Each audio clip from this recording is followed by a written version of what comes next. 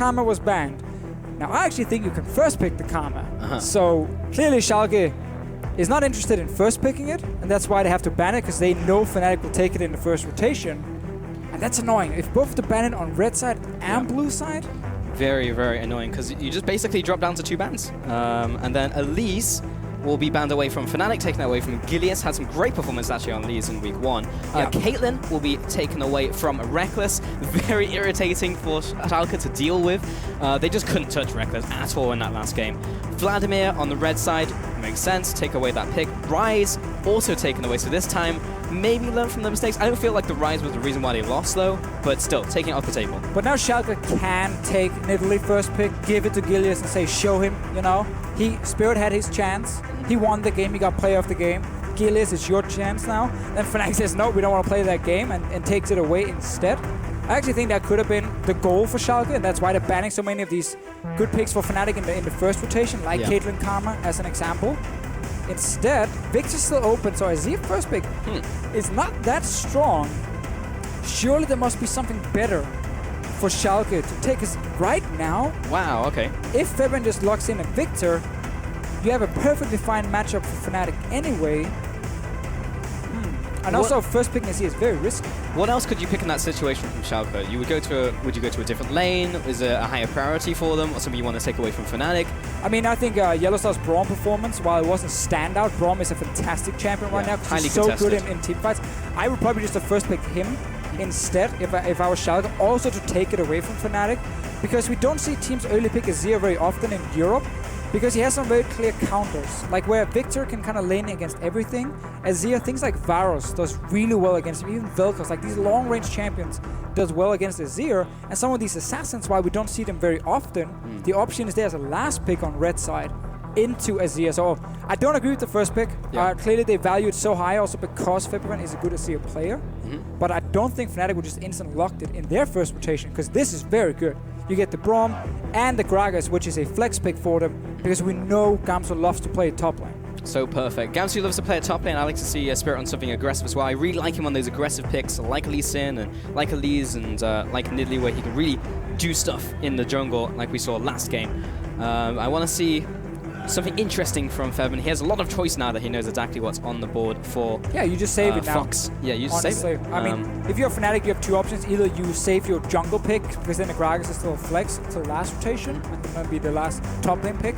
Or you just save the mid lane pick, so you see the full comp from Schalke, and you can either draft towards maybe a poke composition with the Varus, you can draft towards the 1-3-1 one more time with an assassin in there. Fizz, we know as well, has been a pick against Azir quite often.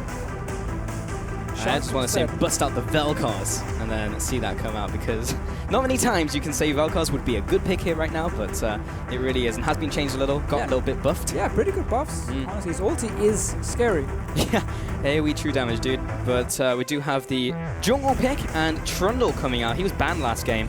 So the flex coming up there, and if he's against the tank, will be doing very well in top lane if Steve takes that one to the table. Difficult to deal with for tanks. And the Z is being hovered, not locked in. The Ezreal has been locked in, however, for Rekkles. Yeah, I wouldn't pick the Z specifically right now. I would actually save that as my last pick if I wanted to go for it at all. Fnatic is setting up again for this 1-3-1, where you have the Ezreal just going to the mid lane, being a very, very safe AD carry with the Iceborne Gauntlet, just constantly wave clearing from long range. And then you can move Febiven to the side, unless... Oh, he's hovering some of the funny ones. It's long range. All of it is long range poke. Come on, bring something fun to the table. It's all long range poke. And then he goes to Viktor. Damn it, Come on, Febiven. You played with our emotions and then you picked Viktor in the end. Because all of those are actually legit picks into Azir. Like a Xerath and Vel'Koz and everything. And we get the pick we talked about, and why first picking that Azir doesn't really have that much value, because he's like, oh, you just give me the second best mid lane pick then? Yeah. Okay. Well, actually, I would probably say equally as good. Yeah. I don't think Viktor necessarily is under Azir. No, because we didn't criticize Schalke's draft last time. First picking that Azir coming out, we just needed to see more coming in. Fox, maybe not the most stellar performance we've ever seen, but very difficult for him to do anything in that last game. Now Viktor goes up against the Azir in the mid lane, and waiting on the final 2 pickups from Schalke. Right, and the thing about Gragas, especially as a top lane pick, yes, he's building full tanks, so you look at a Trundle and you go, ooh, that's bad. You know, Trundle beats these tanks, take away the stats and everything. But the good thing about Gragas top and why he's being played is because his laning phase is actually very strong, and he can hold his own against these bruiser picks like Trundle, like Irelia in there, and he can do okay. The problem is once you go to like 2 items, he can't really do anything against the Trundle, and he always have to find a way to be impactful in team fights instead. He can never sit one-on-one against Trundle once we get a few items under our belts. And that is something Fnatic knows. So they can take... I keep seeing this Gnar hover. Gnar is actually a counter pick to Trundle. Yeah. And then teams are like, nah, we actually don't want to play it. And then they put the Gragas top instead and pick a jungler. I've seen this so many times now. I've seen it in Challenger a bunch as well, because it's fine. It's a really good matchup. You kite the Trundle all day. It's a great matchup. As soon as he wants to walk up to you and puts the pillar down, it's just like, I'm just going to hop out, and then GG. There's nothing that Trundle can do. Did have the bot lane locked in, though, by Schalke. That is going to be the Jhin coming out. Very happy to see that pick, and the Thresh. Very much a playmaking lane right here. You land one piece of CC, and you were just going to be standing there for like the next 5 seconds. Great lane, as you said, to set up ganks. Great ganger as well with the Rek'sai. And I do believe the Gnar is locked in. Finally! Yes. Someone decides to take the Gnar into Trundle matchup. Schalke were expecting it to be Gragas top lane, so they picked the Trundle into it. As we talked about, get a few items. Titanic Hydra in there, and then Ravenous Hydra as well. Could be either one. And you smack away that Gragas. Gnar, though, does beat Trundle. It is a specific counter pick for this matchup here. It's very hard for Trundle to close the gap and actually trade with the Gnar. Yeah, if he kills him, something has gone very wrong. Often when we see in this matchup, the Herald is somewhat prioritized. People want to give it towards one of these top lanes to swing the balance, but it's always difficult to play against that Gnar in mini form. And once you're Mega, you just back away. My only fear for this Fnatic lineup, though, is it's fairly slow in the start. Like Gragas jungle really wants to farm up. Ezreal needs 2 items to be impactful. Viktor obviously is fine in the early game, but he's not going to be the solo carry in the start. And also the 2v2 matchup with Ezreal Braum, while they can't farm against Jhin and Thresh, like it's a very difficult lane, double range coming in, great gank setup, and you have a Rek'sai early game who's a strong ganger and doesn't have to really respect the Gragas too much. Yep. There are definitely options for Schalke if they get standard lanes from on the bottom side, but that would set up the Gnar Trundle matchup which Fnatic wants, so it's kind of like, alright, do you want to favor your top lane? The trade-off, right? Do you want to favor your bottom lane? How do you want to play out in the early game for both teams? Well, once again, ladies and gentlemen, use the hashtags, hashtag S04 win or FNC win as we head onto the rift for Game 2 in this best of 2 between Schalke and Fnatic. We'll see if Fnatic can make this to 2-0, or if Schalke can reclaim some of this and get 1 point for themselves on the week.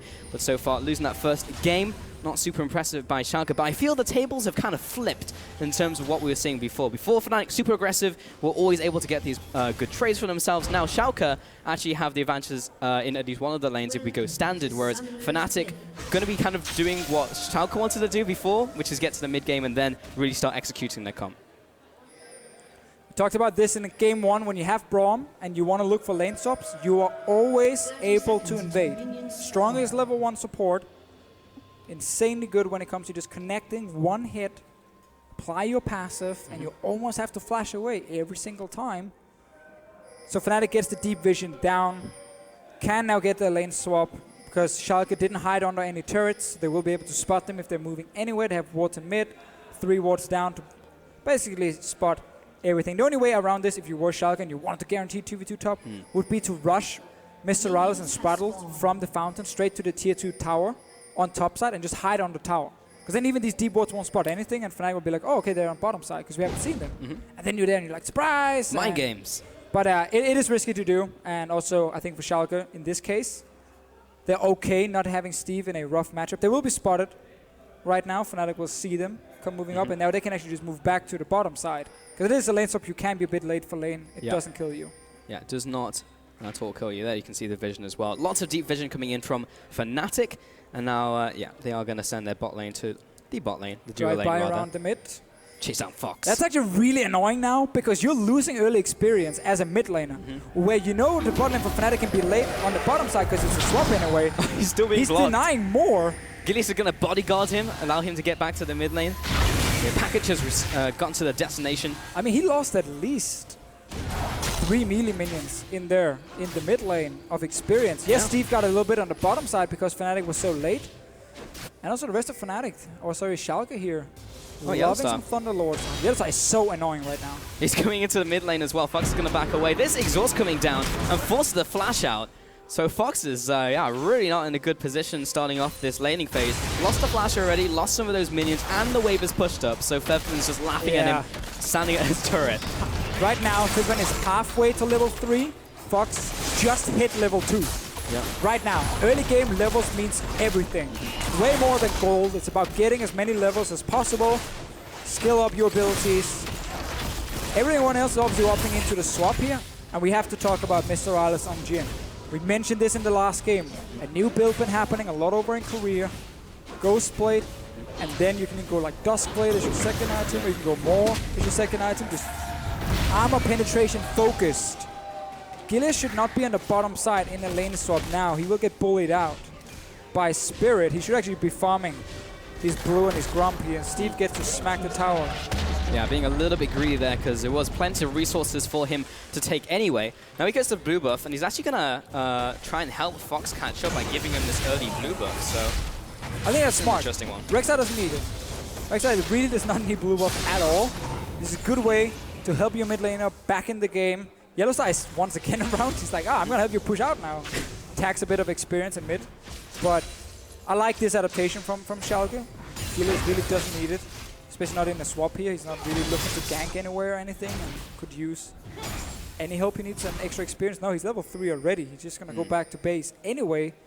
It's a good little adaptation. Steve did benefit from it because Fnatic had to run all the way from top side down.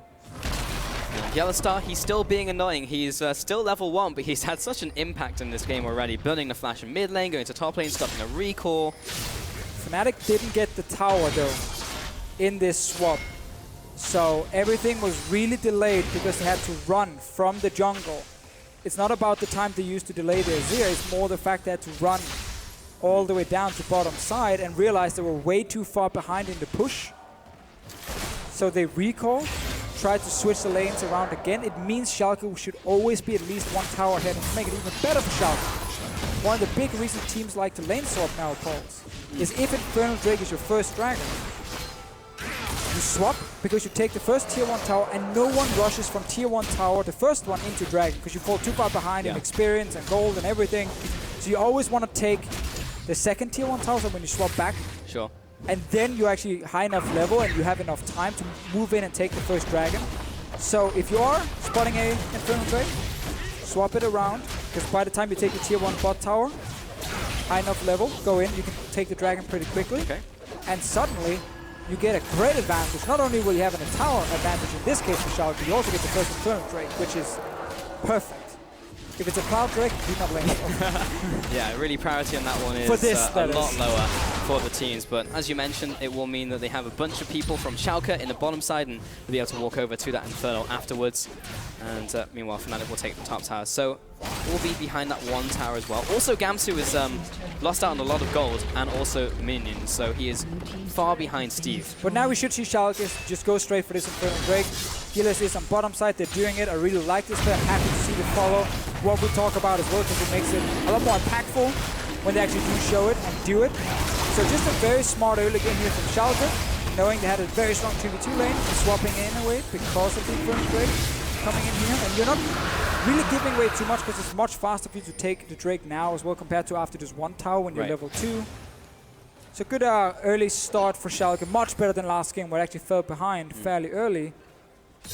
Only problem is your mid laner got bullied around at the start. Yeah. 2v1 though. At least, yeah, he got 2v1. So yeah, it wasn't his fault. Yeah, but still, Schalke getting ahead early is nice for them because they really want to leverage their composition here versus Fnatic, who want to get towards that mid game. Look at the RalleZ build. Look at the Jhin build. Already starting off the serrated Dirk, so gonna be that Ghostblade. You're talking about the one in Korea. I saw the Duskblade coming in, very fun to watch because Jhin benefits even more from all that stuff. So we'll have just a ridiculous amount of AD. Basically, the Ghostblade build now is armor penetration focus. So you want early items to give you armor, flat armor penetration. It gives you much more damage in the early game. While you don't really need the attack speed. Gilius and Gamsu. Gamsu walked away from his tower. He's going to try and hop to safety as Spirit comes in. He is level 6, so this could be a little bit precarious. Going to have to force the flash out. Gilius has to use that one so he can jump away from the explosive cask. And now Spirit being 2 levels over his opponent. I didn't even see what was going on that caused that disparity. Gilius was like hovering around on bottom side in the start, didn't really get any extra farm, and then when he swapped the lanes around, he was staying on bottom side again because he wanted to be there for the dragon as well. So he actually lost a lot of farming time. He's really far behind. But back to this Jhin build here again. Ghostblade first, extremely strong first item with the flat armor penetration. A lot of your damage comes, towards a single target because your ulti is really single target damage when you then apply it straight onto someone. So you get so much early damage compared to what you normally get. And your second item then, there are a few options. Like you can go for more as your second item if you need it against a lot of AP damage. In this case, it's a Gragas and a Viktor. So you don't have to rush it in this one. Duskblade then comes in as your second option. Because Duskblade is 100% gold efficient without even using his proc.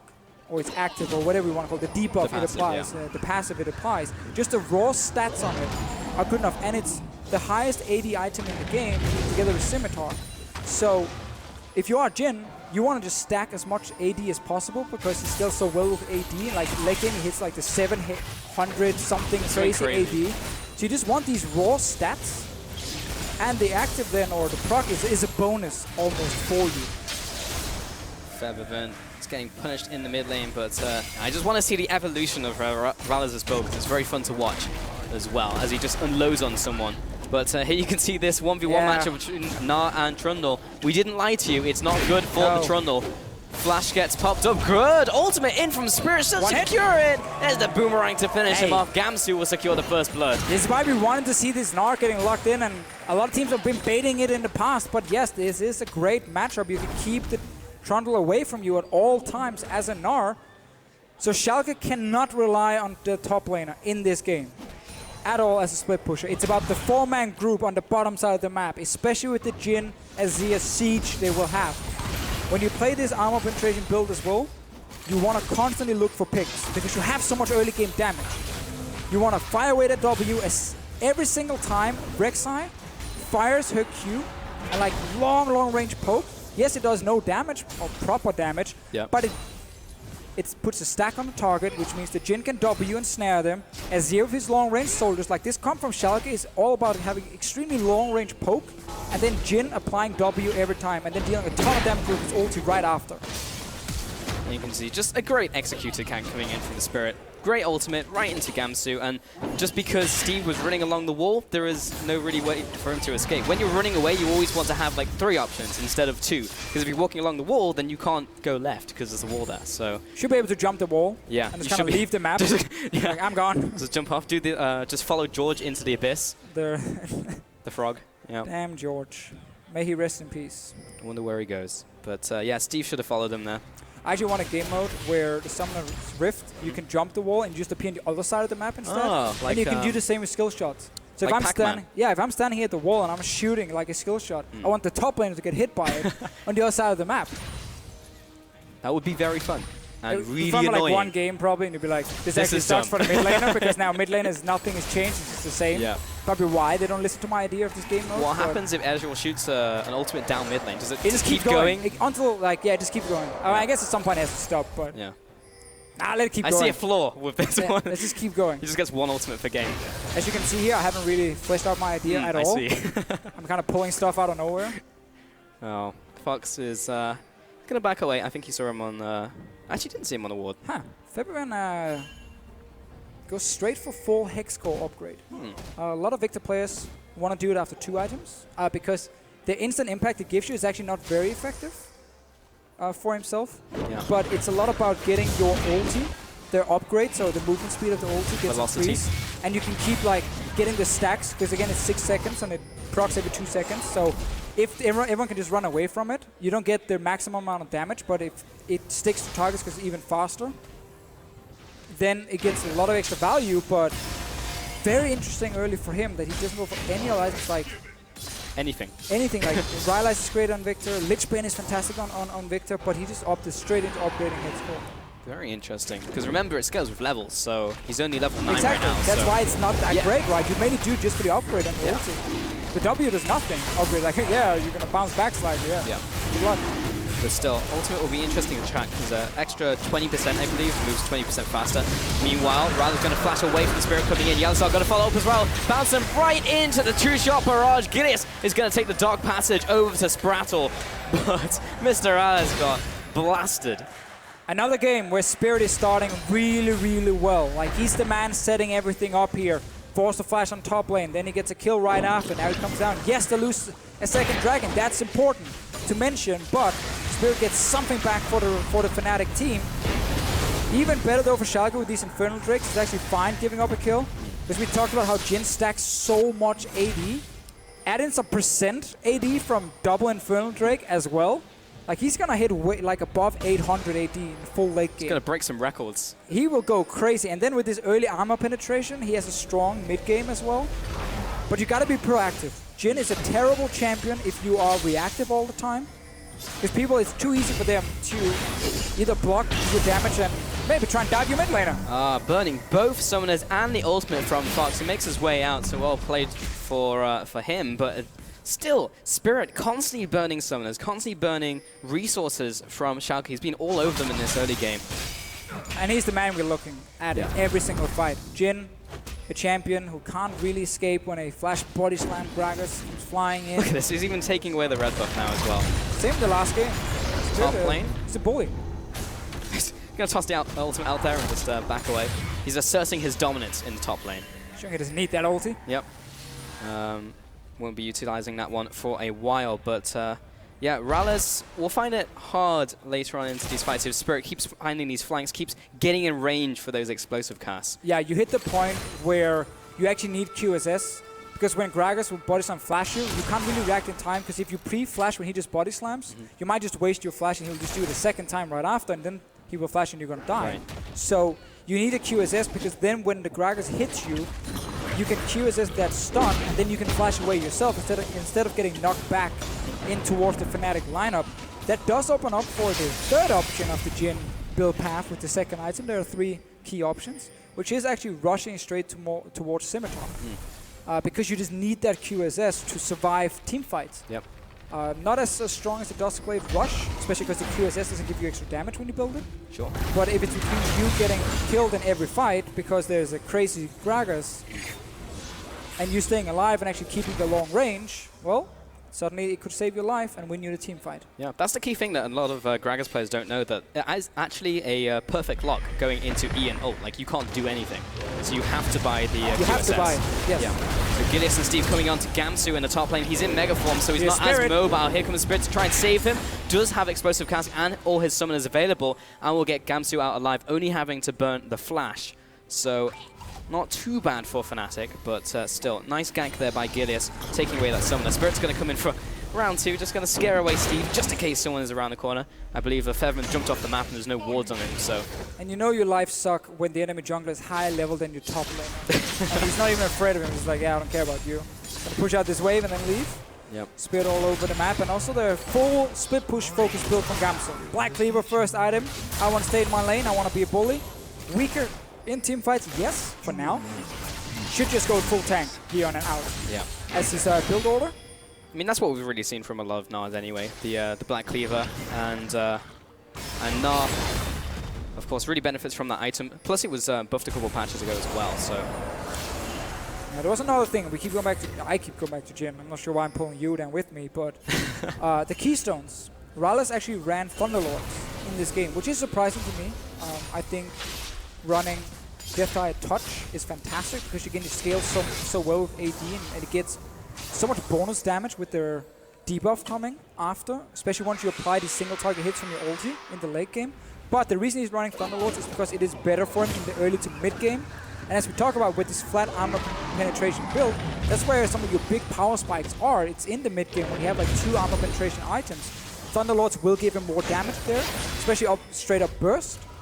That's why he's opting for that as his keystone. Good to see it pay off. Right now, Schalke is once again pushed back on the map because they don't have a top lane. It literally doesn't exist for them. Still, they are ahead in towers, and they're ahead in those dragons with double Infernal, with the next one being Mountain. And Fnatic, while they managed to get killed in return, they weren't able to take a lot in terms of objectives. So we'll see what happens as we transition into mid and late game, because those double Infernos will start to really pay off for them. I just want to see how much AD that RalleZ gets as well. Yeah, and that's the key thing for Schalke, right? They know they will have a very, very strong mid to late game setup with Azir, with the Jhin, as much as we talked about him. Problem is you can't keep falling behind. If we look at their top lane, at least, like once Gamsu starts getting more damage from his tower, that's a free tower for Fnatic. They then swap Gamsu to the other side of the map, get control on the bottom side, which then gives them Baron control in return. Schalke needs to be proactive. They've done a good job with the dragons. They need to be ready to secure this Mountain Drake as well, and then be able to start forcing plays on the Fnatic towers. Start sieging with Jhin, with the Rek'sai, with Azir. As we talked about, land that super long-range poke from champions like Azir, champions like Rek'sai, and then instant W from the Jhin right away, and then you just pop the ulti as RalleZ and you just chunk them. If you don't kill them, you force them back to base, you take tower. We haven't really seen the composition come into full effectiveness yet. We've just kind of seen them hard group to up. execute. Yeah, it's hard, but yeah, we haven't also seen them like group up outside of going for like dragons, and not being in a scenario where they're poking more towards Fnatic just launching themselves on top of them and being forced into a fight. So get a fight, that's going to happen once again. YellowStar is heading forwards, and Spirit's completely locked down, but they don't have the damage to deal with him just yet. And MrRalleZ, meanwhile, opening fire and managed to pick up kill on Febiven as he's rotating in. Gamsu, big ultimate onto 4 players, and now YellowStar comes in to try and clean up with the rest of his team, looking for that lockdown. Spirit comes in, doesn't land the body slam, but doesn't need it. Auto attack will finish off his prey. That'll be a 3-for-1 to Fnatic. Fantastic team fight again from Fnatic. Gamsu, the big hero with his ulti, and it's very important they manage to win this fight. You stop all these dragons from going over to Schalke. You don't allow the team as well to start grouping on your towers. No, now they're even further behind. So not only did Gamsu and RalleZ completely caught out, but he gets a kill return onto Spirit, and only YellowStar's there. He's trying his best to kill him. But look at the pillar out from Steve will save RalleZ's life, and now YellowStar's under attack. Gilius coming in, and we'll get the lockdown from long range. Deadly Flourish comes in, and a Prey Seeker, but YellowStar, he's still not dead. And Gamsu, he's very fast approaching ultimate. Gilius is not able to chase after, body blocking the Prey Seeker. So, I mean, I thought RalleZ was Me dead. too, I just written him off. Gets enough damage down, picks up a kill. See the fight, though, first. So, Schalke is in a really bad position here because RalleZ is completely split off. He's away from his team. He's only able to really land the damage from his ulti and nothing else. So, Schalke is very split, but now Gamsu joins. Great ulti from him straight away. Rest of Fnatic are constantly sitting here as a unit. Only Febiven was out of position, but he didn't flashed in to join his team and died, but at least he got to join them. RalleZ just being completely separated from his teammates. Worst feeling ever, watching your friends fight without you. Now, and look at this play. I thought he was just I straight thought up he was dead, gone. but yeah. Because the concussive blows was only on 3 stacks, he wasn't stunned. So then he just like killed, immediately got the kill. Yeah, good pillar as well from Steve. And then RalleZ almost securing the kill. But we could see a bit of the composition come into effect there by Schalke because they were able to get the long-range Deadly Flourishes and Prey Seekers. Random comment. Had RalleZ picked a different keystone in the Death Eye Touch, YellowStar would have died because he would have burned down from the passive, obviously no Thunderlords. And there's absolutely no value in this point because he probably knows he needs the Thunderlords for something else because he wants it in the mid-game. Both of those matches are fine for him because he gets so much AD, both of them scale really well. So it's absolutely okay. Gilius will follow his red buff here and be good to go. And we get the MR version of the Jhin. Still flat armor penetration because you have the Dirk in there. Yep. And then you have basically your mid-game setup. Double flat penetration, Thunderlords, tons of damage, great pick potential. And he is maxing Q first, into W after. The good old MrRalleZ. No skills yet in his traps. Which I actually do think you should at least put 1 in traps, because both his abilities, Q and W, just getting 1 more rank in them does very little. So I think getting traps and setting up around dragon objectives is actually very, very strong. But he opted just for pure damage. So didn't go for that one in this game.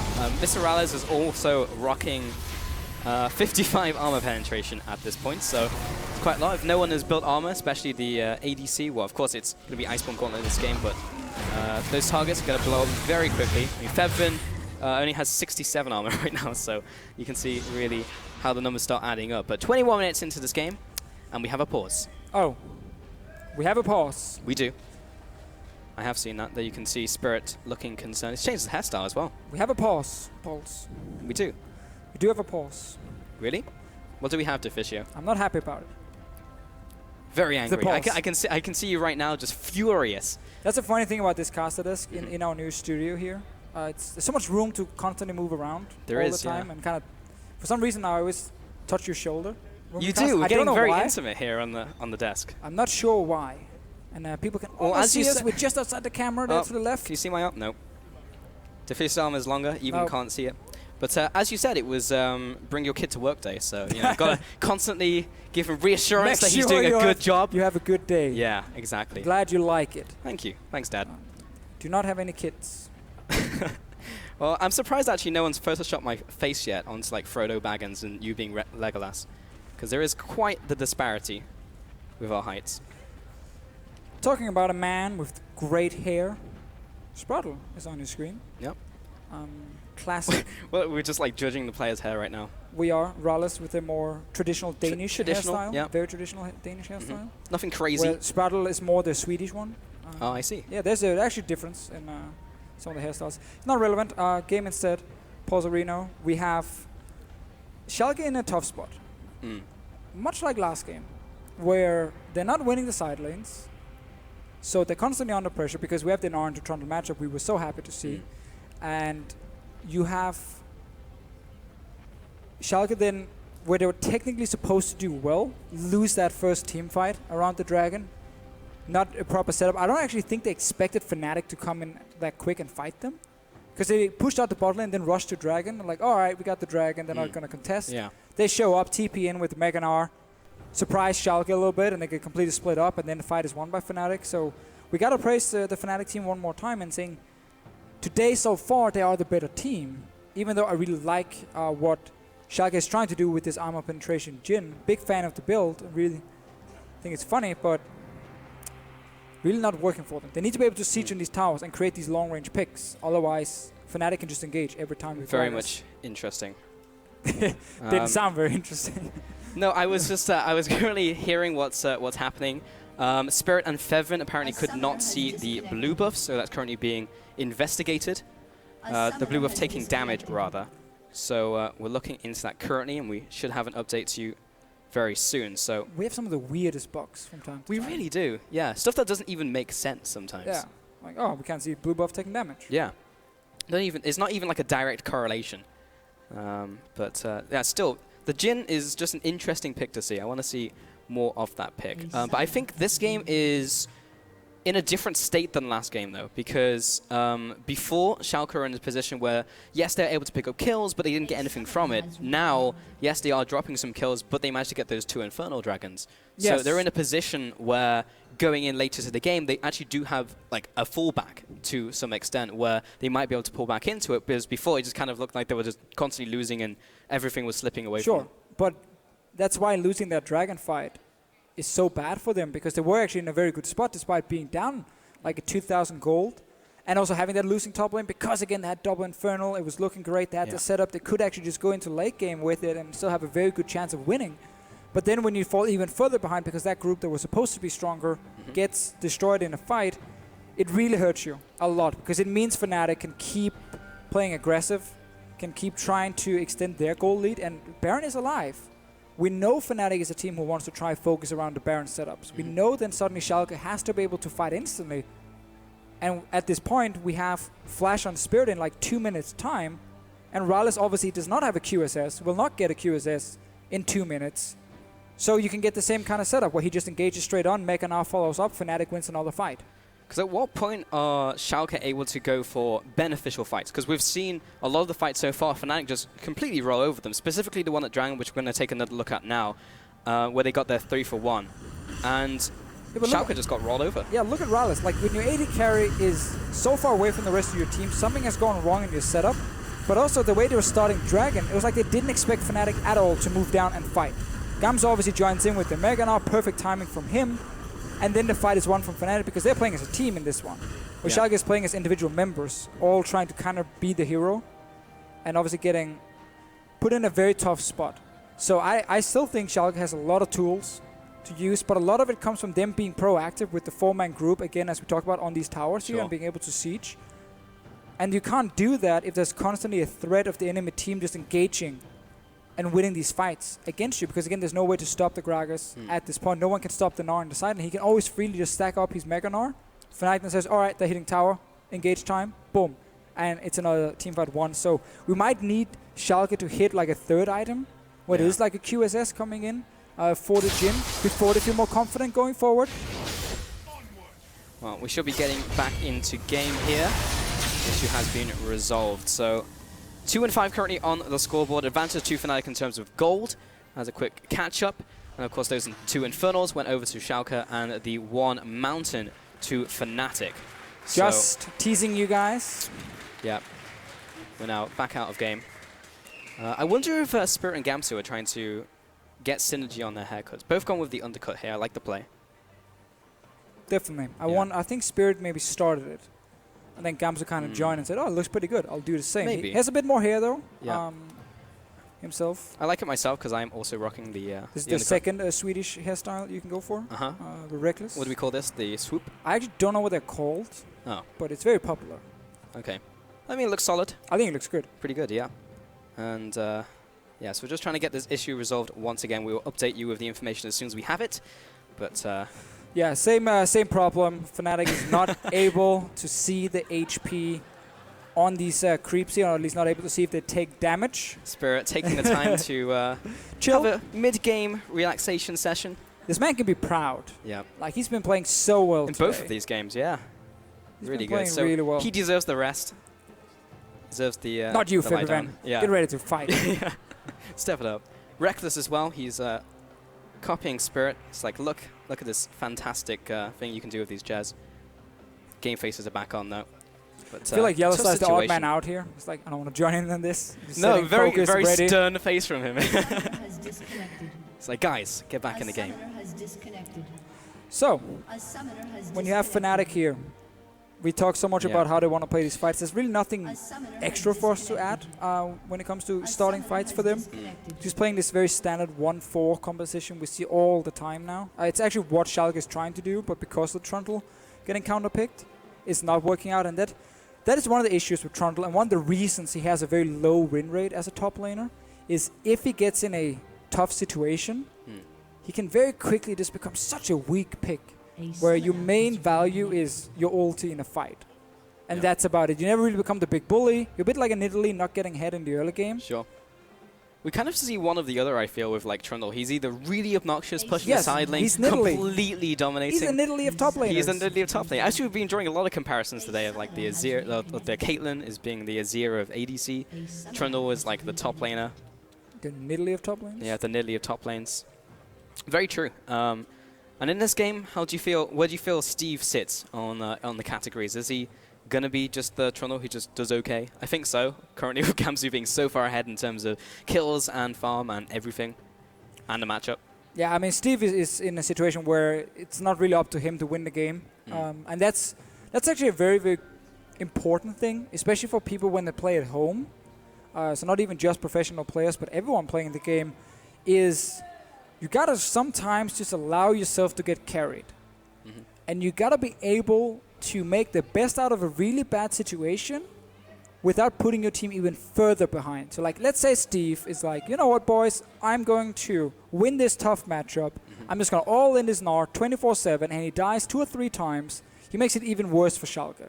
If he just sits and basically surrenders the lane, loses like gracefully, and the rest of the team is able to play with the 4-man unit, and he just TPs in for fights, and that's how he kind of applies pressure. He actually helps the team way more than if he tries to win the lane now. Yeah, I don't feel you see that a lot in some of the Western regions, losing gracefully, I mean, in terms of laning, because I think that's something that Korea does really well. They just like, in bot lanes, just like, we're just not going to do anything for the first 25 minutes, and we're back in the game. Yeah, EU players fight.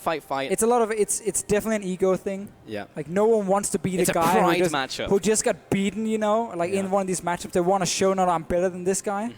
It's a big thing, especially in European scrims as well. Like a lot of people want to show individually, I can outplay this guy in lane. So you get like these really, really aggressive games with a lot of kills going on. Yeah. It is sadly not the best when it comes to progression as a team. It is actually much better to just play the macro game and like play the consistent game and play the same way you play on stage. Because on stage you don't see the same from every player. Like Perks will try and do it. Sure. And we will laugh at him sometimes, or we will praise him and say, wow, that was fantastic.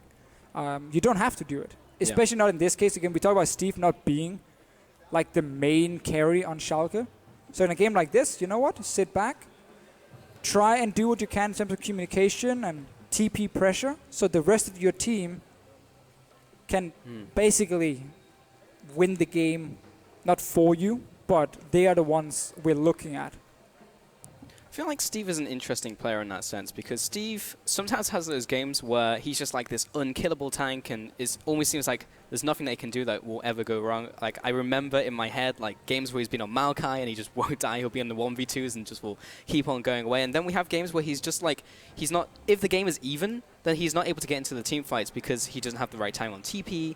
So I feel like he has to really be ahead to make sure that works. Well, just an update for everyone. All the players are restarting their clients. We are in the tough situation that if it doesn't fix the issue, we will have to make a full remake. Indeed. Because we cannot play, obviously, if the players can't see their neutral minions take damage. Yeah, you can't just like avoid the blue buff for the rest of the game. So we're trying to see if restarting everything solves the issue. You see all the players are super excited about this. Yep. Well, hopefully it works. We can see them exiting out now, so once they reconnect, we'll see if the issue has been fixed. But, yeah, I'm trying to think what this really means, though, for Schalke, because week 1, great. Came out of the gate really swinging, really impressed by them. Did play Unicorns of Love. Did play Unicorns of Love. Has been the weakest team, I would say, together with Origin, if we look at all the teams. I think so, too. But then in week 2, obviously, it went down a little bit. And then, yeah, right now... We got a camera on us now. We do. Straight in our faces. Right in our faces. Yeah, no, as you said, as I'm getting wrapped in my wire here, when it comes to Schalke's performance, yeah, week 1, great. We saw a lot of good things we didn't see last split. Proactive. Games like these, they have to be proactive to use these compositions, which is where... Maybe it's not the right kind of comps, but I don't want to say it after 1 or 2 games. I want to see more. Obviously, in scrims, this has been working for the team. Otherwise, they wouldn't be picking it. It's always the fun one when we see a new pick. We're like, oh, clearly they didn't practice that one. Yeah, they did. I mean, they're just randomly just picking something. It's just so hard on stage. Again, this is the thing. It goes back to something Freeze was saying when we had him on the analyst desk and we did our post-game lobby show, which is something we do after every single LCS show. The first episode's out. Check it out. It is out. Again, eu.lowesports.com. We call it post-game lobby. Basically, we sit there, we recap the games for that day. We talk about a lot of things when it comes to teams, when it comes to champions, when it comes to meta. Always invite a pro player or a coach up there. So we had Freeze, obviously, Friday joining us. We had Sprattel actually joining us Thursday. You're a great salesman. Thank you very much. Do you want to buy the car now? No, I do. Yeah, it's taking my wallet. But Freeze basically talked about how teams in North America, when it comes to scrims, this is the point I made before, are playing the scrims much like it is playing on the LCS stage, where it's very focused around macro and making the right decisions and not just like all in fighting. But then he came back to Europe and he got super surprised because teams were just 20 kills in 20 minutes basically. They were constantly trying to fight in lane and be super aggressive and everyone tried to beat each other. But then when you play here, you don't do that because you're like fully focused, full tryhard, and it's more, oh no, I don't want to be the guy messing it up, you know, I don't want to go too aggressive and then dying 1v1 and costing the game. So the NA scrim culture and change in mentality definitely benefits them when it comes to getting better as a team. We then have to see once we get to Worlds, when it comes to individual skill, if some of the European players will be able to then outplay the North Americans. But is that not the interesting point, though, because we were just talking about scrims and how like players are always going for the outplays and looking to be super aggressive, and then when they go on stage, at least in Europe, it's just like, okay, I can't be the guy to mess up this one, and won't. Which is why it's not that great super crazy to practice plays. that way. Exactly. Obviously, you definitely want to change that. But we also see European teams very, very often have messy first few weeks of a split. Everyone is kind of trying to find their way to play, and as we said, you know, some of the teams going a little bit crazy from time to time. But then once we get to playoffs, it almost feels like every team who makes it into playoffs, they kind of turn a switch. Everything becomes a lot more serious, and everyone like really then wants to become the best team. Yeah. In the start, it's just about getting into playoffs, and then it's about becoming the best team possible. So we always see these massive changes between a regular season team and a playoff team. And also why we sometimes have these teams like, think back to SK Gaming of Spring Split 2015, so Season 5, where they were number 1. They're playing really well. They're playing this 1-3-1 style every game, just push, push, push, win every lane, great. Once we got into playoff, every other team kind of caught up to them. And in playoff, they couldn't perform. And suddenly they just stopped improving. Everyone else went past them, and they ended up 4th place, despite being first for most of the split. And we see that very often, where a team who's been doing well in the regular season can't do the same in playoffs, because then teams like Fnatic, teams like Origin last split, they really step up, change their mentality, attitude, and just improve a lot. I mean, it also depends on the team, right? Like, if you're a refining team versus like an adaptive team, like an innovating team, I think that's also compounded by having a new patch, like a really big patch as we came into the split, like 6-9, lots of changes in terms of mid lane. We saw new AD carries coming out, item build changes, of course. Yep. So then you compound that, and then you have the teams who are very good at picking up the new hot stuff, like seeing a Shen come out or like a Jhin come out and then doing really well with the pick. And then later on to the split, the teams who are very good at refining the meta and seeing what really works for them, what's good in the meta, and then combining that, those are the teams who will ultimately go further. And there's also the difference, as you already mentioned, between like best of ones, like we had before, now best of twos, going into series is another big thing. So. And another thing that always happens as well is a lot of people like to look at week 3 and compare every region, be like, which region is the strongest? Technically, it actually doesn't matter, because what happens after playoffs anyway for every single region is the boot camping starts for Worlds. And so much can change for a team the few weeks where they're boot camping and playing against different regions. They're learning so many things. They always change so much. So it matters for the overall level of your region and entertainment when you watch the games. But the really good teams can turn on that switch, and once they get to this boot camping stage before Worlds will even start, they can improve a ton and really change a lot as a team. So it makes it very hard to predict which region is like the weakest and who's the second strongest. We obviously know Korea overall, or we can just call them SKT at this point, is like the strongest region, but everyone else, it's so hard to compare. And why also making these predictions before big tournaments are so difficult, because so many things will always change in the boot camp leading up to it. By the way, guys, game has started. We are not starting. This is going to be off broadcast while we see if the issue is fixed. So damn, Deficio has baited you all. That one guy in the crowd who's clapping is like, calm down, yet. Calm down. That's all I'm saying. Yes, but it hasn't been 20 seconds yet, Deficio. Oh, that's a good point. It's been like 14. And now it's been 20 pause. seconds. All right. So you're right. Yeah. I got super hyped.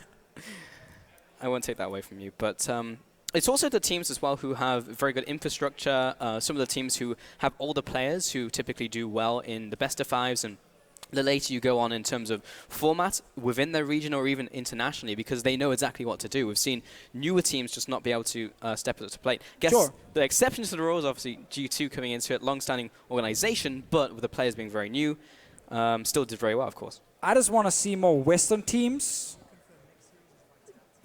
lose the mentality or mindset that regular season, it's about making playoffs, and playoffs is about winning, and then it's about boot camping for Worlds and getting as good as possible, and kind of try and change that around and to say, we want to, from the start of the regular season, practice super hard, have the right mindset, make sure we are as good as possible during the regular season, because then once you move into playoffs, it's about refining what you're doing really well and fixing the small mistakes. And then by the time you make it to the boot camp and Worlds, it's about just basically building on top of everything you got. Instead of always having to start like at a 0 and then slowly building it up, I would like to see teams like try and really start much higher. And that's what I think a lot of the NA teams have been doing with boot camping in Korea before the split. Basically just start at a much higher level. Well, we're still trying to figure out what's going on stage, but while we do, we're going to send it over to Quickshot, who is going to check in on the game going on in the other studio. Thank you very much, gentlemen. And just to give the shoutcasters and everybody watching here on stream an update, this EU LCS series between Origen and Rocket has drawn to a close. It was a 2-0 in favor of Origen, and Game 2 was a much more one-sided affair. Origen came out the gate swinging. They won some crucial team fights in the mid-game and snowballed ahead. I've prepared a replay package that I'd like to pull up on the screen and start where every game should, with First Blood. Truthfully, Amazing Gank's mid lane, once again, much like he was doing in game 1 of the series, picks up a kill and starts to snowball ahead. If you take a look at this gigantic team fight at 12 minutes, initially you might think this is bad because Hybrid goes down early, a terrible flash to round out the fight, but Rocket continue to chase. As Origen peel backwards and defend, they're able to force Rocket away, they're able to pick up a multitude of kills, and this was really the team fight that sealed the deal. This is not a different team fight. By the way, this is still the same team fight. It took over a minute to complete. It ends up being a 4-for-1. It also gave Origen the Rift Herald. We jump forward 20 minutes. You can see Origen are up 14,000 gold. Soaz goes where he pleases on that Olaf, and he just runs through Rocket, tearing them a new one. It was a very one-sided game. Origen were ecstatic after the win, and I had a very honest interview with Amazing. He was saying how the team is just very try-hard. They're in a good position at the moment, and he spoke specifically about the impact Xpeke has on the team, saying he brings a lot of positivity, a lot of leadership in-game. He also said that if Xpeke has some positional-related problems, like he did in the first game, that's up to him to fix, and the rest of the team, they'll do their jobs. It's up to Xpeke to do his. The next series over on Stream 1 will be Vitality versus UOL. I believe the pre-match is underway with the analyst desk, so if you want to check that out, that is on EU LCS 1. For now, we're going to head back to the shoutcasters to continue looking at Fnatic versus Schalke. Thank you, Trev, and good breakdown over there, but we are still investigating the issue here on the caster desk. We specifically are not breaking down the issue and trying to figure it out. But, it would take a lot of time. It would. We didn't just run over there. We are also not talking just to delay the game. We are just trying to wait for the fix. So, we are going to go back into game very briefly to see if it is fixed. We believe it is fixed with all of the players, but if it is not, we will be going to a remake, so we'll be getting into that very shortly. You guys probably won't see it, but I will update you because I can see it here. So. Oh, my pocket square. There we go. I don't even have one today. Yeah, I've got no pocket square to adjust. One thing, super cool Origen winning. Honestly, the first 2 weeks looked like one of the weakest teams in the region. Peke definitely having positive impact on the team, playing much better. I'm also glad to hear from Amazing through Trevor, as we just heard here. Vicariously, yeah. How they're tryharding. They're actually in a good spot as a team. They're really working hard. So I'm glad to see this Origen team bouncing back. Because with the players on the roster, you're like, these guys will never just be one of the worst teams. Like, they should always be able to improve. Yeah, even with Peke on ADC. Even with Peke on AD carry. Yeah, it was interesting because when we were talking to Peke himself... Game is starting, pulse! Wait, don't get hyped just yet. It's a Christmas. It's a Christmas. We're still waiting for the players to make sure that they can see the damage on blue buff. They just killed one cam. Now they're doing the fan, just testing. Yeah. Don't worry, guys. It's not legit yet. They're testing. We're still testing. It works, I assume, because they didn't pause yet. Not yet, but before we got baited. So we're going to get confirmation on that one. But for now, we are back in the game. So I'm tentatively hopeful. Wait, that's not the right phrase. Either way. Let's do a recap, because if people tuned out and now tuning back in, obviously maybe you forgot. We've been paused for at least 20 minutes here. We're good. We're good. I just basically, early game. Obviously, Schalke actually had a good lane swap where they secured an extra tower, an Infernal Drake, bought a few pink wards to celebrate. We were all super happy dancing around. But then Gamsu showed up in his lane against Steve, has been winning that lane super hard. And the big thing here for Fnatic was the fact they managed to win that dragon fight just a few minutes before the pause, where Schalke clearly did not expect the fight to happen, got split up, lost the fight. They're now sieging. This is what we want to see from them, Pulse, with the Jhin. Look at the damage straight away, obviously mainly from the Azir, but that's what you want to do. Long range poke from Azir, from the Rek'sai, land the W from Jhin, poke the guy so much he either dies or he's forced back in base, and then you start getting damage on these towers here. Because either way, you pretty much get the same result if no one can defend the tower. So Schalke don't currently have a minion wave, so it makes it a little difficult to hit that tower. Remember, on this patch, Azir can no longer use a rise on the tower, so doesn't chunk it down as fast as he used to, but still pretty fast with the attack speed. Meanwhile, YellowStar pops the ultimate defensively because he was getting jumped on by Gilius. So Also had to flash. Back away. Also had to flash, yeah. So both of those resources used up. 24 minutes into this game, and Fnatic still have the gold advantage, remember, but Schalke trying to fire back using 1, the composition, and 2, the Infernal Dragons they picked up. Oh, Hook lands onto nice. Spirit as he was trying to back away, pretty much in a straight line. Gets a knock-up, but it's still a tanky Gragas. Screw your lantern, I'm gonna tunnel over the wall instead. And make my own way out. Thanks, Sprattel. So, MrRalleZ now is in the side lane because you need to always push out every single lane. Like, you can't just abandon one lane and say, I don't care about that one. No, you always want to push it out. And then you want to rotate in and group up as 4 again. Jhin is not the fastest when it comes to pushing these, which always buys a bit of time for Fnatic to kind of say, okay, now he pushed it. We can see him walk down the river. We know he's going towards mid lane. Be ready to set up the defense. And then it's all about who can hit the minion wave first. Because if Febiven see the move and he's able to stand in the middle of the lane and just instant clear with laser, well then Schalke can never siege. But in this case, you see how far pushed up their Azir is. Straight to tower, and one more. He gets the crit. Oh, so close. I'm pretty sure that would have killed him. It would have killed him, definitely. With the missing health damage. But Febiven, he got the dancing shoes on and had to burn the flash though to get out of one of them because he knew that was going to connect for sure. So good ultimate out from MrRalleZ. And just a good setup by Schalke, pushing that top lane and then the Azir pushing mid lane very, very hard, forcing Viktor to sit back at tower so he can't wave clear instantly, allowing them to set up this very long range siege. They're playing this one correct. Happy to see it with very small things always, like, oh, who pushes the minion wave first? It is important. Otherwise, Viktor, as I said before, just instant wave clear, and then you're like, oh, well, I guess no siege today. And then you have to go back to your lane, and you delay everything. Schalke doing really well with their composition now, bouncing back after that pause. So, next dragon is Cloud. So, we'll see if there's any real priority over that one. Too late for Schalke. They had to invest everything. Yeah, in that mid lane. Getting the tower, yeah. Fnatic will just be able to take this one away. Spirit's currently soloing it, and we've got members from Fnatic as well just zoning away, even if Schalke decide to turn up, which they did not. They are pinging towards the Baron though. There is one ward there from Fnatic. It's actually funny, a lot of people don't know the small differences between dragons. Like when the dragon is alive, Cloud Drake is the one who attacks the fastest. Actually deals quite a lot of single target damage due to it. So I guess they got one thing it's good at.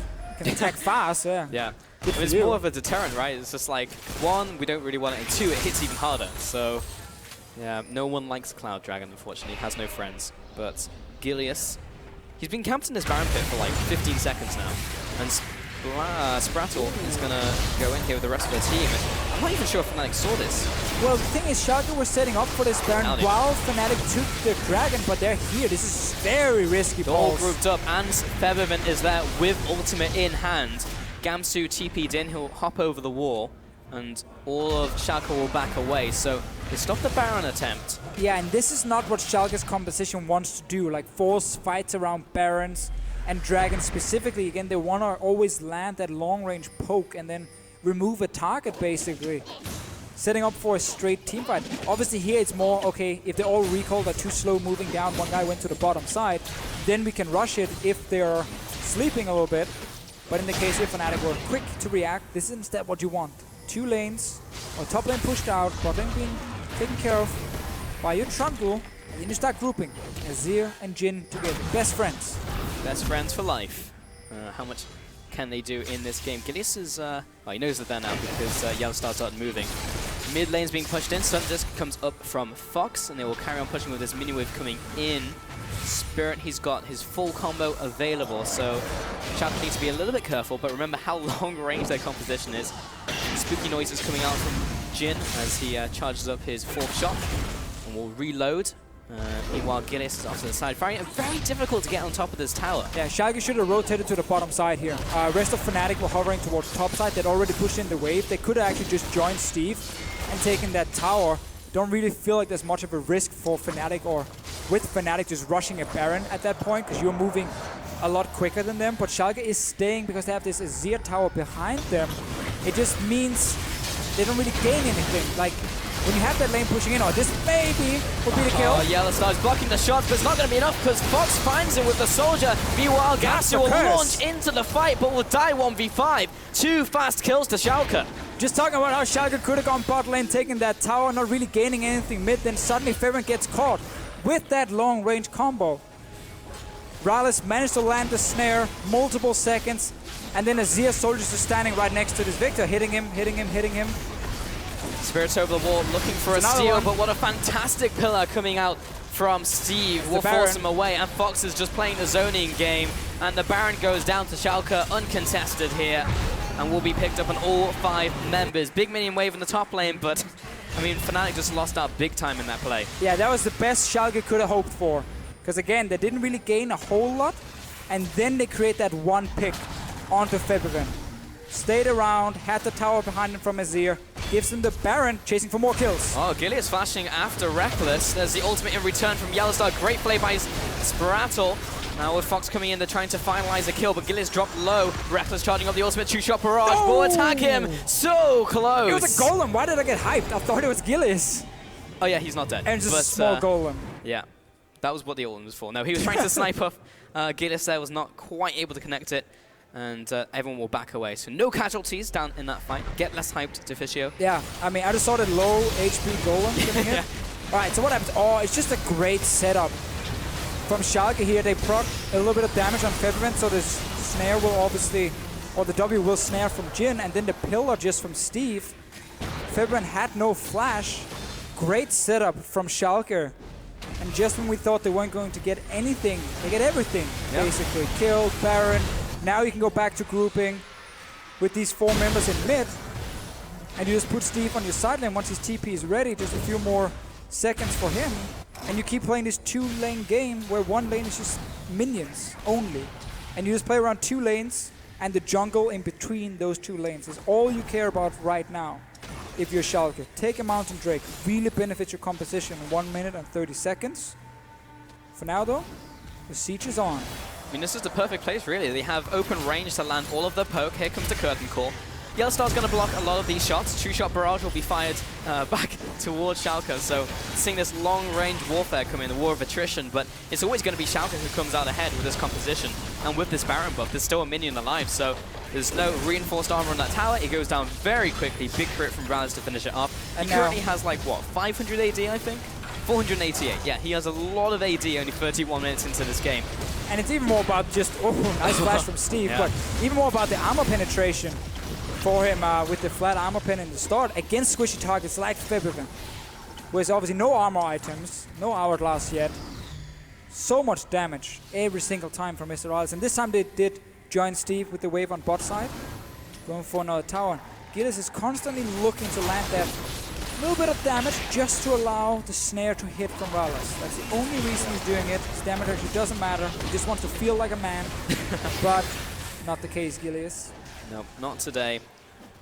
One day he will be a man, but all right now. Schalke in jungle. Steve was just trying to take away the Merc Wolves, but they'll follow him out. The Guard Dogs. And 4 and 5 in terms of kills, but that's not really the story of this game. Fnatic ahead in gold still, but tempo absolutely over to Schalke. Steve should just go and catch the wave on top side to also stop Fnatic from being able to trade the top tower for Dragon. But rest of Schalke is actually staying around, trying to do that. That's another pick. Great lockdown from Schalke so far. YellowStar will be biting the dust. Return 5, the 2-shot barrage, but Gilius will keep on chasing. Ultimate in from Febiven will deter him from going much further. Man, I love this Jhin comp from Schalke, because every single time you're like, oh, Fnatic could maybe get something here. Then you get like this long-range poke, and then a W from RalleZ straight after, and you get another kill.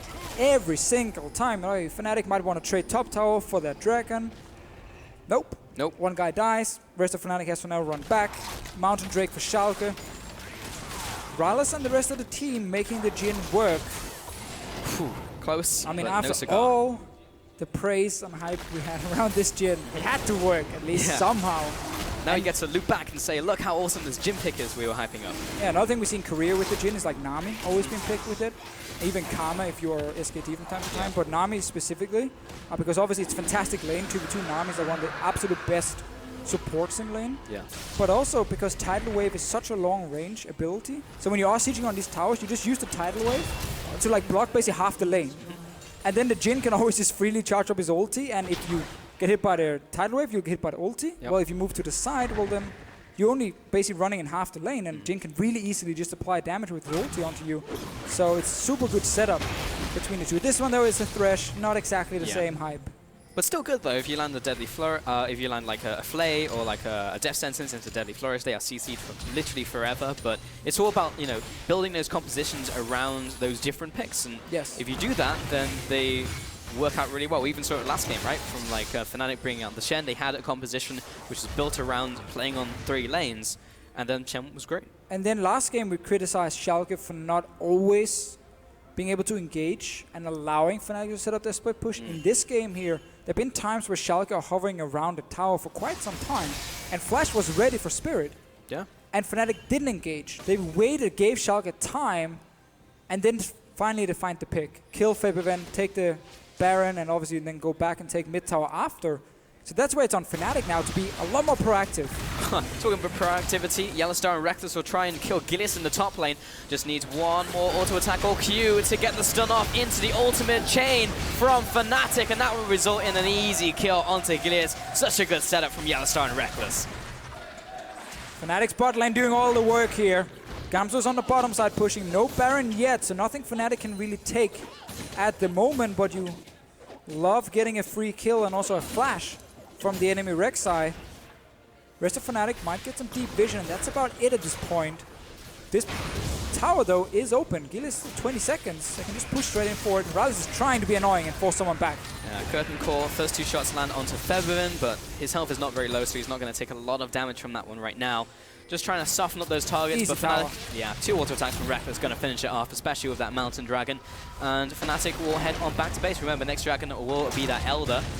Bot lane, 2 tanks going head to head. Remember, it's still Trundle versus Gnar, so Gnar has a very good time in mini form.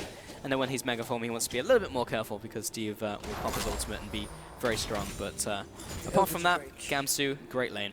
When we get the Elder Drake as well, Pauls, here, both teams really benefit from it with 2 dragons on one side of Fnatic. Well, obviously, Schalke benefits way more with his double Infernal and the Jhin. Like, we want to give them the Elder Drake and then see the amount of AD from MrRalleZ. I was sitting down on my knee here. Yeah, I can see it. It's just like, are you just trying to Pulse, do you want to marry me? The, that's basically it. Oh, I see, I see. Setting it up.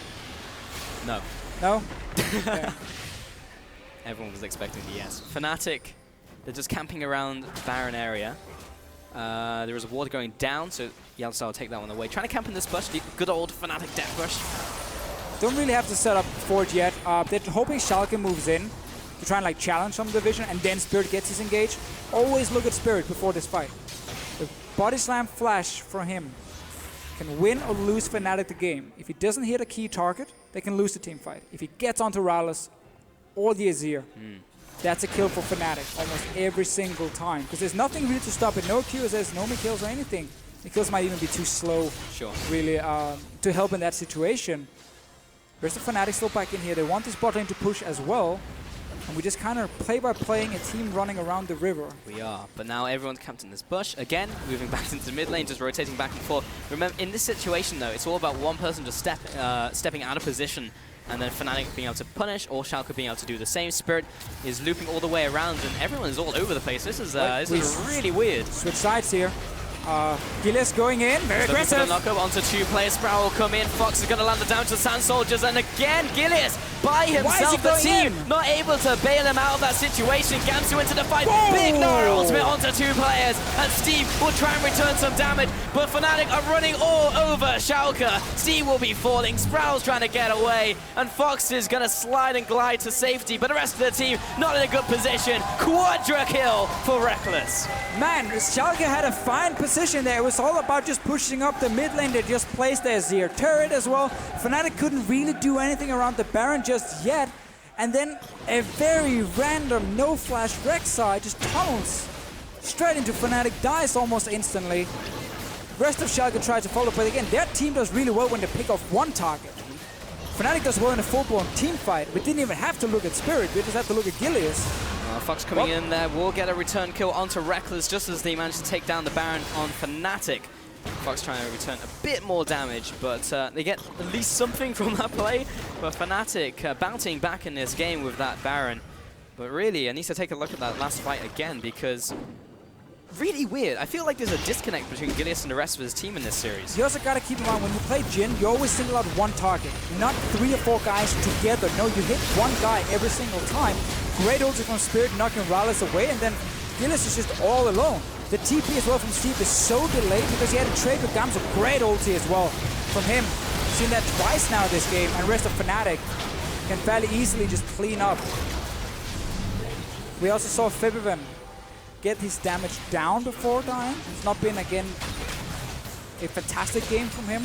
Do like the build though. We talked about the Lich Bane RalleZ much earlier in the broadcast. How good it is on Viktor also because you don't need that much protection now. You have so much upfront damage, deal that damage, and then move on. But now we're gonna fight for Elder Drake. Well, the Dragon is alive, and Schalke already starting this one off. Spirits over the wall, but Rekkles is not with the team right now, so this could be good for Schalke. It's a round down to half. Lots of poke onto Gamsu. He's going to drop before the fight even begins. YellowStar now getting poked out of the fight. Sand Soldier's doing work. Gilius is still on the Elder Dragon. The attention has been swapped up, but it's still 4 versus 5, and Fnatic will back away Elder Dragon to Schalke. And what a difference here, because Schalke didn't try and just engage onto Fnatic. No, again, they were looking for that one target with the long-range damage and CC they have. They found Gamsu in mini form. Easy kill for them. I want to see if the Trundle pillar actually blocked Gamsu from jumping out. Great setup though, this time around for Schalke. They get the Elder Drake, double Infernal. RalleZ at this point is on 540 AD. Obviously not as high as we've seen in the past because some of it is in the armor penetration bucket here. Also with the last Whisper. Rapid Fire doesn't really do that much for him. In that case, does of course do a little bit, but if you want to hit their 700-800 ones, we need a Scimitar in there, we need an Infinity in there. It's more raw AD if you want to hit the crazy points. But great setup something from Schalke. It's crazy how this team going from what are you doing, that's like the opposite of what your comp wants to do, to oh, that was actually perfect. Yeah. Obviously also with Rekkles running down because he died at that Baron. Funny how what looked like a small thing before actually turned into a very impactful thing because he then came in very late for the fight. Gilius knows YellowStar and Rek'sai are now clearing away that ward, but again, it's a bit of damage. Every time. Allows RalleZ to open up with the ultimate. The Breakable comes up and Spirit will block the last shot there. Big crit, but he's going to shake that one off. Fnatic are now having to hold the line, and Baron just won off Fnatic, so going to be a little bit harder. As Elder Dragon is still on Schalke. Steve is by himself in the top lane, and Fnatic all rotated up there. Steve is just kind of try and walk away, but he's down into the Guardian Angel. Gilius is there. Sprattel and RalleZ are trying to back him up, trying to grab this lance into safety.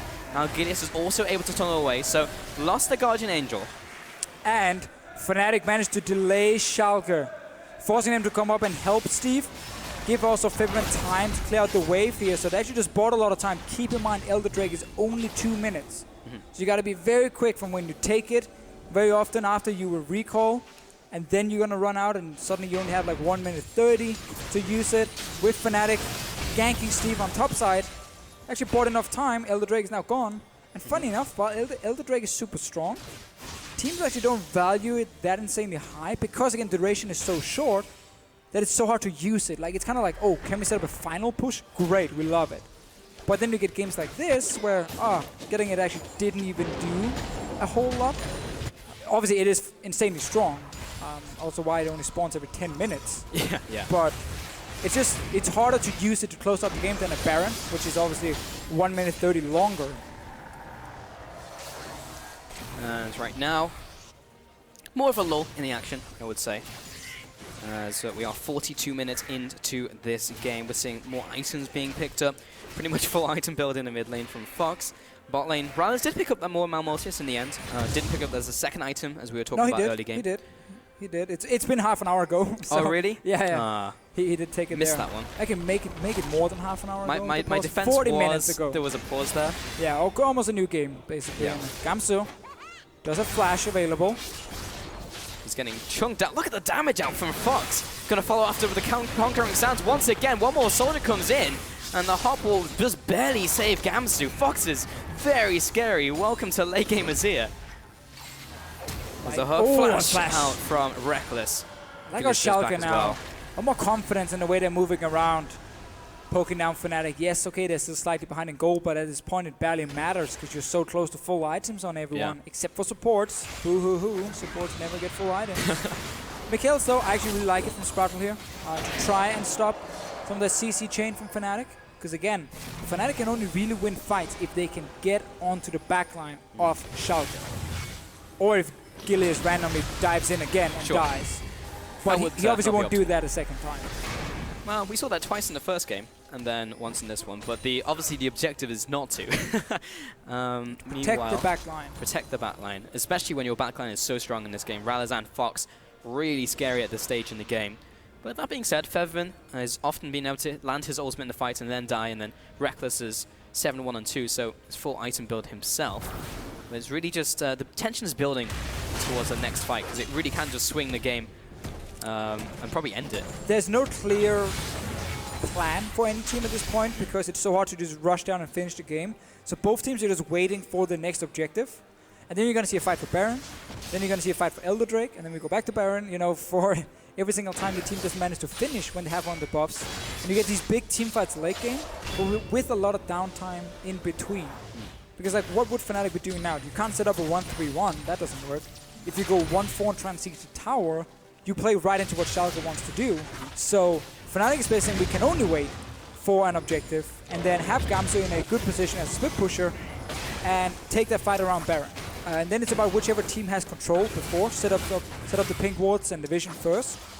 Especially great for Schalke with the long-range poke. If someone has to walk in blind, it's an easy pick for Schalke. Baron is alive.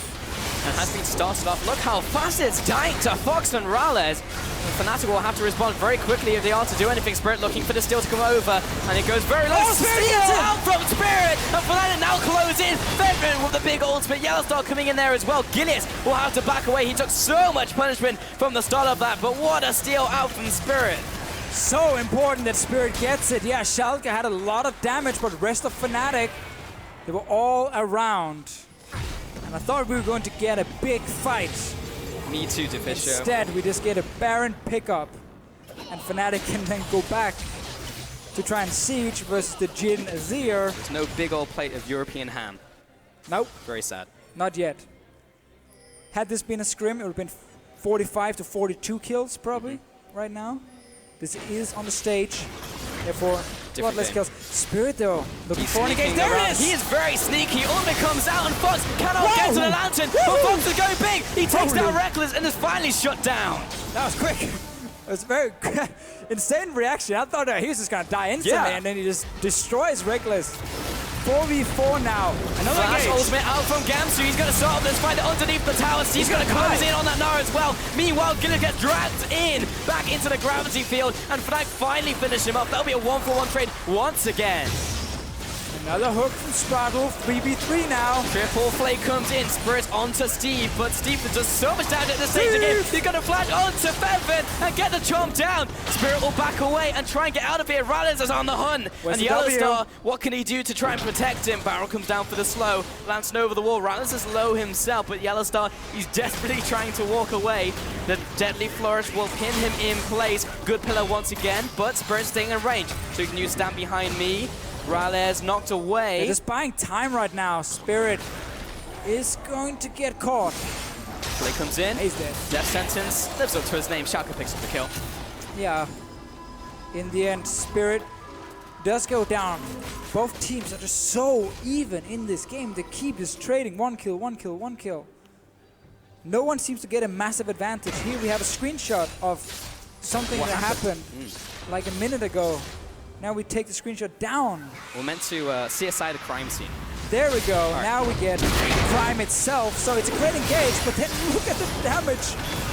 This is zero combo. Everything. That was on a split second as well from Fox. That was very insane quick reaction times. And that was the key engage from Spirit. All right, we're back into life. We are indeed. Grump. Oh, yeah, he's going to chase away Gilius. Terrashoot control. But the rest of Schalke will go back into this mid lane. And despite Fnatic actually getting the upper hand in the last fight, it's now Schalke who are aggressing onto YellowStar. He's just dead, but Gilius gets dragged in, and he's able to get away. RalleZ opening up with the curtain call. Big crit onto Febiven. He'll be taking a trip back to base. And Gamsu very angry into Megaform. So again, Fnatic losing one member. Spirit was dead before. This opens up for Schalke to finally push towards the inhib turret. They've wanted to push this tower for such a long time. Always had to respect the engagement. There's no flash from Spirit. Now the push down the mid lane. This is really where Schalke can shine, poking down this tower. And at this point, the Spirit really should have CDR boots and not swiftness. They are not great anymore on this patch, and you need that reduced cooldown on your summoner spells when you play Gragas, because your main job is being able to engage where the enemy team can't react in time. So that's a poor choice for him, meaning his flash is still on cooldown at this point. He's not a threat for Schalke. Oh man, that tower just disintegrated. Schalke destroyed the bottom inhibitor tower, now trying to take this inhibitor itself, but it's difficult to push up further. And Schalke are happy with this for now, or back away. RalleZ will take the fast path back to his team. Elder Dragon up in 20 seconds. And there's the blue buff as well. And we saw how fast that Schalke destroy these objectives, especially with Fox. So yeah, if Fnatic want to contest it, they have to be there fast. They have to be there basically at spawn. And Schalke know this. They will set up a potential trap for them. Pillar comes up, but they're not quite in range. That was sniffed out by Fnatic. Gamsu on top side, playing out the wave. Everything else is fairly safe in the base of Fnatic, but Elder Drake started 780 Jhin, hitting it, setting up for the fight. And jump over the wall will not get the steal. Oh, Febiven with the steal! Ultimate in from Spirit will be enough. Sprattel is going low. Spirit's going to make his way out of the fight. And Fox does not land the ultimate. Febiven going down, and Gilius will try and get to safety. He's getting away from his team, but Steve is not going to be so lucky. He'll go down into Guardian Angel, Void Rush to the opposite side of the map, and is leaving RalleZ out to dry. Spirit is going to chase him down, but does need his team if he wants to take out his prey. RalleZ has a crit. He has a crit ready. Very scary. Got the swag walk. Gamsu now coming in. They really want RalleZ to reload, actually. They're going to let him live for now. 3 and 1 Insane, and the though. Elder Dragon. Twice we've seen Schalke start the objectives. Baron once, Elder Drake once, and Fnatic stole both. This was Viktor stealing it. In the late game, they win the fight. 3 members dead from Schalke, pushing in. It's only RalleZ and Gilius to defend. I'm not even sure if they can defend. No, Middle minion inhibitor wave goes as down. well. Massive minion wave. Fnatic are pushing in here, and they don't have the best of wave clear to stop Fnatic. Here comes a deadly flourish. Gilius is going to jump in, get the triple knockup. It's not going to be enough for now. YellowStar gets punted back. Gilius still trying to put down the damage. The next turret hadn't fallen just yet. Now one falls. Gilius is going to be receiving end of the ultimate. Sprattel has respawned. Kill onto YellowStar. The defense is good. Game is not over yet. This game will never end, by the way. There's always something happen. Never. It will never end. We have another like 40-minute pause it's soon. It's not a bad game to be trapped in. This has got very interesting. Very exciting. Again, both teams just constantly trading objectives. Gilius is very low. What are you doing? Whoa, there's the ultimate out from Febiven. Is chasing him down. There's the velocity. You see how fast that thing's running towards Gilius. But right now, he's being closed in on by Rekkles. I mean, I think he's just dead. Oh, he missed it. It was a zoning ult. Gilius is out! No! The reason Gilius made that play was to set up wards behind Fnatic when they were retreating so they could TP in with Steve, because YellowStar was already dead. So many resources used by Fnatic though. They don't have those 2 big ultimates, and a punish comes in from Schalke. Can't quite get a range in time. Great gravity field. 15 seconds now on YellowStar. Gilius will have to recall. Won't have ulti for a few more seconds, but he just wanted to try and set up a deep ward for Steve to catch Fnatic and try and win the game. End up staying alive. Spirit missed the ulti. And Baron is alive in 5 seconds. Look at Fnatic. Look at your minimap. They're rushing straight towards the Baron. Yeah, it's just about to spawn. Schalke has to move very fast to stop this. They're around mid lane. And then look at this massive wave hitting the tower as well. Yeah, no one's going to clear it out for now. They won't be here in time. That's a Baron for Fnatic. Goes down so quickly. Here comes Gilius. Can he get the steal? Free smite. And Spirit will secure it. Gilius is going down. There's the ultimate coming in from MrRalleZ. Sprattel comes in, lands the death sentence, but not going to be quite one right now. Fox comes in, looks for the assassination. Big ultimate onto a couple members. Not quite going to be enough. And Steve also gets caught out trying to clear the lantern, but there's just too many people dogpiling on top of him. And 3 and 0, and the Baron. Fnatic are coming in for the kill. They have so many minions in the base already, buffing up the super minion here. Rest of Fnatic, everyone is alive. Finally, they managed to win a fight. And this tower is going to die. Yeah, it's going to go down, and we will actually have an end to this game to Fisher, as Fnatic will pick up the tower and the Nexus itself, taking the 2 and 0 on the week against Schalke.